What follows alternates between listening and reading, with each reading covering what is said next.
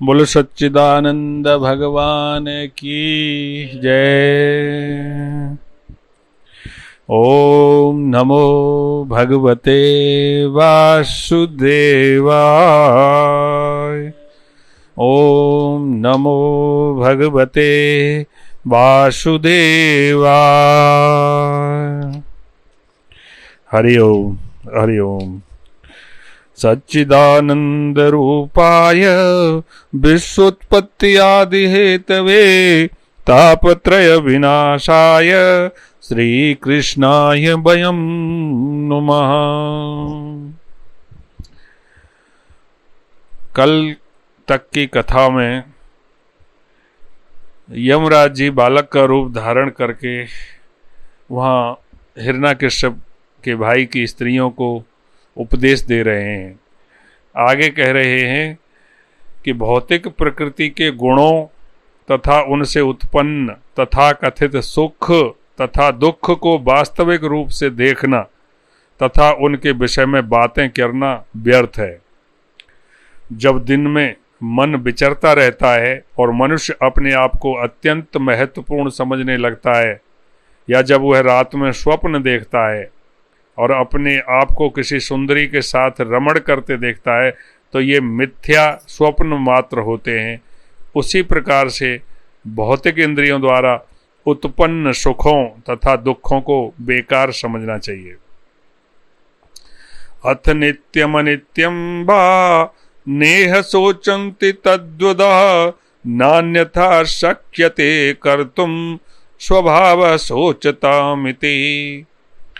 जिन लोगों को आत्म साक्षात्कार का पूरा पूरा ज्ञान है, जो ये भली बात जानते हैं कि आत्मा सनातन है, अजर है, अमर है, परंतु शरीर नष्ट होने वाला है, वे कभी शोक के द्वारा अभिभूत नहीं होते। किंतु जिन्हें आत्म साक्षात्कार का ज्ञान नहीं होता, वे निश्चित ही शोक करते हैं। इसलिए मोहग्रस्त व्यक्ति को शिक्षित कर पाना कठिन है। इसलिए मोह में फंसे हुए लोगों को मोह से निकाल पाना दुष्कर कार्य है। तात्पर्य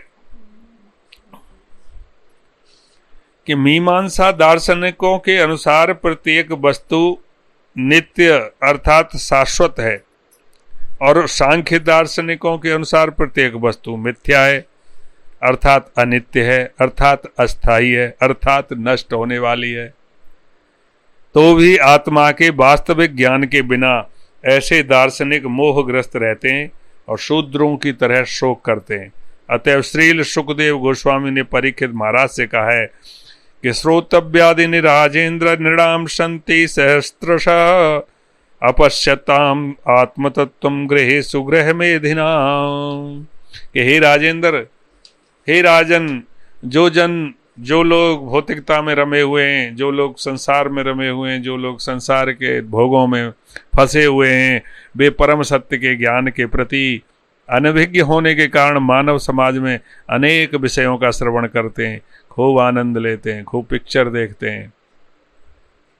भौतिक क्रियाकलापों में लगे हुए सामान्य लोगों के लिए जानने हेतु बहुत सारे विषय हैं, क्योंकि ऐसे मनुष्य आत्म साक्षात्कार को नहीं समझते।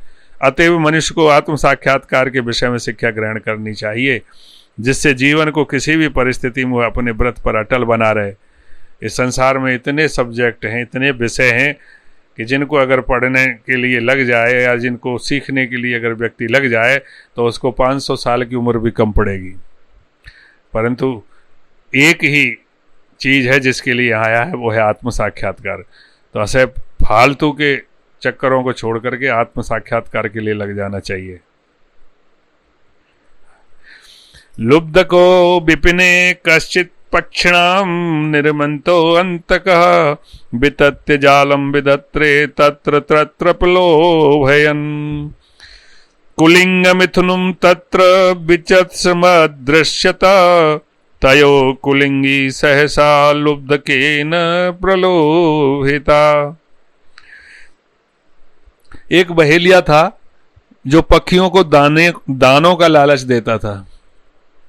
शिकारी जो जंगल में जाते हैं, दाने डालते हैं, लेकिन दानों के चक्करों में पक्षियों को फंसा दें, और तब वह एक जाल फैलाकर उन्हें पकड़ लेता था। वह इस प्रकार रह रहा था कि मानो साक्षात मृत्यु ने उसे पक्षियों का बधिक नियुक्त किया हो।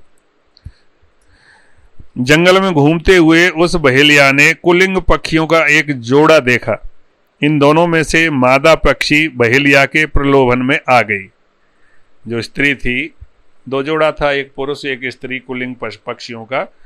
तो उसने दाना डाला तो पुरुष तो नहीं आया उसके चक्कर में, लेकिन जो मादा पक्षी थी वो आ गई। तो हे सुयज्ञ की रानियों, नर कुलिंग पक्षी अपनी पत्नी को विधाता के चंगुल में अत्यंत संकट में पड़ी देखकर अत्यंत दुखी हुआ। स्नेहवश बेचारा पक्षी अपनी पत्नी को छुड़ा न सकने के कारण उसके लिए शोक करने लगा। यहाँ यमराज जी बालक के रूप में कह रहे हैं कि हे रानियों, वो जो नर पक्षी था अपनी पत्नी को विधाता के चंगुल में अत्यंत संकट में पड़ी देख करके बहुत दुख करने लगा, लेकिन वो कर क्या सकता है, क्योंकि वो तो फंस चुकी थी। तो इसलिए वो उसके लिए शोक करने लगा। कैसे शोक कर रहा है?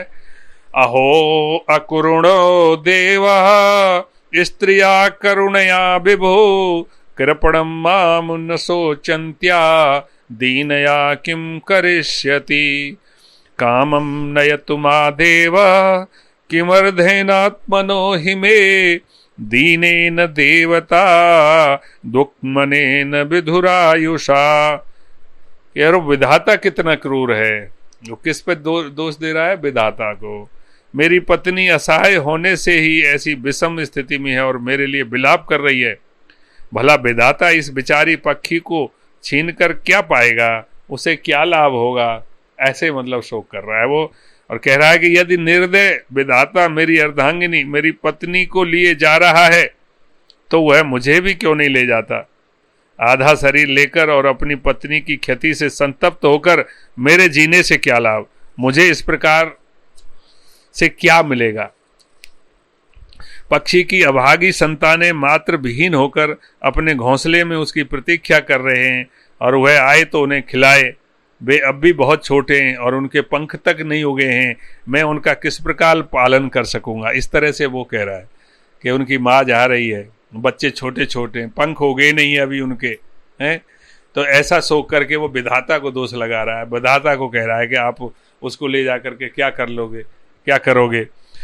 नर पक्षी अपने बच्चों की माता के लिए शोक कर रहा है, क्योंकि माता ही बच्चों का पालन करती है और उनकी सुरक्षा करती है। लेकिन यमराज ने एक छोटे बालक के भेष के रूप में पूर्व में ही बता दिया है कि यद्यपि उसकी माता ने उसे बिना किसी देख रेख के जंगल में घूमता छोड़ दिया था, किंतु बाघ तथा अन्य हिंसक पशुओं ने उसे नहीं खाया। वास्तविक तथ्य यह है कि यदि पूर्ण पुरुषोत्तम भगवान किसी की रक्षा करते हैं तो वह भले ही मातृविहीन या पितृविहीन क्यों नहीं हो, ईश्वर की इच्छा से उसका पालन हो ही जाता है। आपने देखा होगा कि जब माँ बाप रहते हैं किसी के तो उस समय उतना अच्छा पालन नहीं होता। ऐसे ऐसे उदाहरण हमको इस संसार में देखने को मिलते हैं। कभी कभी अनाथ बच्चों को छोड़ के चले जाते हैं और उसके बाद जब देखता है कि वो जो दोनों अनाथ बच्चे माँ बाप से भी ज़्यादा अच्छे घरों में पलते हैं, तो ये ईश्वर की ही तो कृपा होती है। अन्यथा यदि परमेश्वर रक्षा नहीं करते तो माता पिता के होते हुए भी मनुष्य को कष्ट भोगना पड़ता है। दूसरा उदाहरण उस रोगी का हम दे सकते हैं जो उत्तम वैद्य तथा उत्तम औषधि के होने पर भी कभी कभी मर जाता है। इस प्रकार श्री भगवान की सुरक्षा के बिना कोई भी जीवित नहीं रह सकता, चाहे उसके माता पिता हो अथवा नहीं हो। जब तक ईश्वर की कृपा नहीं होगी तब तक आदमी का जीवन रक्षित नहीं है। ईश्वर की जब तक इच्छा है तभी तक ये सांस चल रही है। ईश्वर की जिस दिन इच्छा नहीं होगी उसी दिन ये सांस बंद हो जाएगी। अन्यथा ऐसे उदाहरण लाखों की संख्या में देखने को मिल जाते हैं कि जहाँ पे बम फटते हैं वहाँ पे हजारों लोग मर जाते हैं, लेकिन कोई कोई उसमें बिल्कुल सुरक्षित बच जाता है। और भूकंपों में भी ऐसे उदाहरण मिले हैं जो एक एक महीने बाद 15-15 दिन बाद बिना सांस के, बिना पानी के, बिना खाने के जिंदे निकल आते हैं। तो वहाँ ईश्वर की ही कृपा करती है। अतः ईश्वर जिसको राखना चाहता है उसको राख सकता है और जिसको मारना चाहता है मार सकता है। इसीलिए तो कहा जाता है कि जाको राखे साइया मार सके ना कोई, का जग उसका कर सके जो जग बैरी होए। सही है गलत है? बिल्कुल सही है ना। इस श्लोक की अन्य बात यह है कि पक्षी तथा पशु समाज में भी बच्चों के लिए माता पिता में सुरक्षा की भावना रहती है। फिर मानव समाज के विषय में तो कहना ही क्या, किंतु कलयुग में मनुष्य इतना गिर चुका है, इतना पतित हो चुका है कि माता पिता अपने बच्चों को गर्भ में ही विज्ञान का यह बहाना लेकर मार डालते हैं कि गर्भ के अंदर बालक में कोई प्राण नहीं होता है। और आजकल ये बड़ी समस्या चल रही है, दे अल्ट्रासाउंड, गर्भ में होते ही हर महीने अल्ट्रासाउंड, और उसमें अल्ट्रासाउंड में ऐसा तो दिखता नहीं, पता नहीं वो क्या विज्ञान में पढ़े हैं कि वो लेंगे इसका तो माइंड डेवलपमेंट नहीं होगा, इसलिए इसको मार दो। और ऐसे कई उदाहरण इसमें आ चुके हैं कि जिसमें डॉक्टरों ने ये क्लियर कर दिया कि इसका माइंड डेवलप नहीं होगा, इसको मार देना चाहिए, लेकिन उन्होंने ईश्वर की इच्छा मान करके और उसको रख लिया और वो एकदम स्वस्थ निकला। ऐसे बहुत उदाहरण हमारे समाज में देखने को मिलते हैं। गर्भ के अंदर बालक में कोई प्राण नहीं होता ऐसा बोल देते हैं, क्योंकि अत्यंत प्रतिष्ठित चिकित्सक ऐसा अभिमत देते हैं। अतएव आजकल के माता पिता अपने बच्चों को गर्भ में ही मार डालते हैं। ऐसा ही गर्भपात को लेकर के कर रहे हैं कि बहुत से लोग जो डॉक्टर हैं वो बोल देते हैं उसमें कोई प्राण नहीं है, उसमें क्या है। कल मैंने बताया था कि साइलेंट स्क्रीम नाम की एक वीडियो है, उसमें देखा जाए तो किस तरह से गर्भपात प्रक्रिया को समझाया है कि उसमें प्राण नहीं होता है। जब वो मारने के लिए, उसको हटाने के लिए गर्भ को जाते हैं तो इधर से उधर जीव भटकता है उसमें, और उसका वीडियो फिल्माया गया है। तो ये बात बिल्कुल गलत है कि गर्भ में प्राण नहीं होता। उनका वैज्ञानिक ज्ञान इतना आगे बढ़ चुका है कि वे सोचते हैं कि अंडे तथा भ्रूण के अंदर जीवन नहीं होता। अब ये तथाकथित वैज्ञानिक रासायनिक विकास का सिद्धांत प्रस्तुत करने हेतु नोबेल पुरस्कार प्राप्त कर रहे हैं। किंतु यदि रासायनिक संयोग ही जीवन के स्रोत हैं तो फिर सभी वैज्ञानिक रसायन शास्त्र के बल पर अंडे जैसी कोई वस्तु बना क्यों नहीं देते, और उसे इनक्यूबेटर में रखकर उससे चूजा क्यों नहीं निकाल लेते? इसका उत्तर क्या है? क्या वो इसका जवाब दे पाएंगे? वे अपने वैज्ञानिक ज्ञान के आधार पर एक अंडा तक नहीं उत्पन्न कर सकते। ऐसे वैज्ञानिकों को श्रीमद् भगवत गीता में क्या बताया है? उसको मायया प्रहत ज्ञाना कहा गया है। अर्थात ऐसे अल्पज्ञ जिनके वास्तविक ज्ञान को माया के द्वारा हर लिया गया हो, उनको भगवान श्री कृष्ण ने मायया प्रहत ज्ञाना बताया है। ये ज्ञानी पुरुष होने का नहीं, अपितु वैज्ञानिक तथा दार्शनिक होने का ढोंग भरते हैं। यद्यपि उनके तथाकथित सैद्धांतिक ज्ञान से व्यावहारिक परिणाम प्राप्त नहीं होते। उनको ये नहीं मालूम है कि जो उन्होंने उन्नति की है या जो भी प्रगति की है साइंस के द्वारा, जो उन्होंने खोज किया है, वो बिना परमात्मा की इच्छा के कभी नहीं हो सकता। इसलिए कहा गया है कि शिक्षित के साथ साथ दीक्षित होना बहुत ज़्यादा जरूरी है, क्योंकि शिक्षा अगर लेता है केवल, तो वो अगर वैज्ञानिक भी होगा तो परमाणु बम ही बनाएगा, जिससे पूरे संसार को खतरे में डालेगा। लेकिन अगर वो दीक्षित होगा तो जानते हुए भी तो वो ऐसी कोई चीज़ ईजाद नहीं करेगा जिससे कि मानवता ही खतरे में पड़ जाए। ये है शिक्षित और दीक्षित में फर्क। तो आज की कथा को हम यहीं विराम करते हैं, या फिर आप कहें तो ये पक्षी वाला प्रसंग पूरा कर देते हैं। चलो पूरा ही कर देते हैं। तो अपनी पति की क्षति के कारण कुलिंग पक्षी आंखों में आंसू भरकर विलाप कर रहा था। तभी काल के आदेशों का पालन करते हुए अत्यंत सावधानी से दूर छिपे बहेलिये ने अपना तीर छोड़ा, जिसने कुलिंग पक्षी के शरीर को भेद कर उसे मार डाला। इस प्रकार छोटे बालक के भेष में यमराज ने सभी रानियों को बताया कि तुम सब भी इतनी अल्पज्ञ हो कि तुम शोक तो कर रही हो, किंतु अपनी स्वयं की मृत्यु को नहीं देख रही हो। अल्प ज्ञान के वशीभूत होकर तुम यह नहीं जानती हो कि यदि तुम सैकड़ों वर्ष तक भी अपने मृत पति के लिए शोक करो और या इस मृत शरीर को सैकड़ों वर्ष तक यहाँ रख करके रोती रहो, तो भी उसे जीवित पावस नहीं पा सकती, और तब तक तुम्हारा जीवन भी समाप्त हो जाएगा। इस संदर्भ में मैं एक प्रसंग का वर्णन करूंगा कि एक बार यमराज ने महाराज युधिष्ठिर से पूछा कि इस संसार में सर्वाधिक आश्चर्य वस्तु क्या है। वो यज्ञ क्या रूप धारण करके महाराज यमराज आए थे, जिसका प्रसंग आप सब महाभारत में जानते हो कि उसके एक एक करके सभी भाइयों को उसने मार दिया था जो उनके प्रश्नों का उत्तर नहीं दे पाए थे। तो महाराज युधिष्ठिर ने महाभारत के वन पर्व 313.116 में जवाब दिया है, अहन्यानि भूतानि गच्छन्ति यमलाययम् शेषास्थवर्मिच्छन्ति किमाश्चर्यम् अतः परे। महाराज युधिष्ठिर जवाब देते हैं कि लाखों जीव प्रतिक्षण मृत्यु को प्राप्त होते हैं। इस समय हम यहाँ बैठे हुए हैं, इस समय भी हर सेकंड में लाखों लोग, लाखों जीव मृत्यु को प्राप्त हो रहे हैं, किंतु अल्पज्ञानी जीव तब भी अपने आप को मृत्युहीन समझता है और मृत्यु की तैयारी नहीं करता। इस संसार की सबसे आश्चर्यमय वस्तु तो यही है। प्रत्येक व्यक्ति को मरना होता है और वो अच्छी तरह से जानता है कि वो बच नहीं सकता, उसे एक न एक दिन जाना है, क्योंकि वह पूर्णतया भौतिक प्रकृति के वश में होता है। फिर भी प्रत्येक व्यक्ति अपने आप को स्वतंत्र मानता है और सोचता है कि वह जो चाहे सो कर सकता है और वह कभी मरेगा नहीं, अपितु सदा जीवित रहेगा।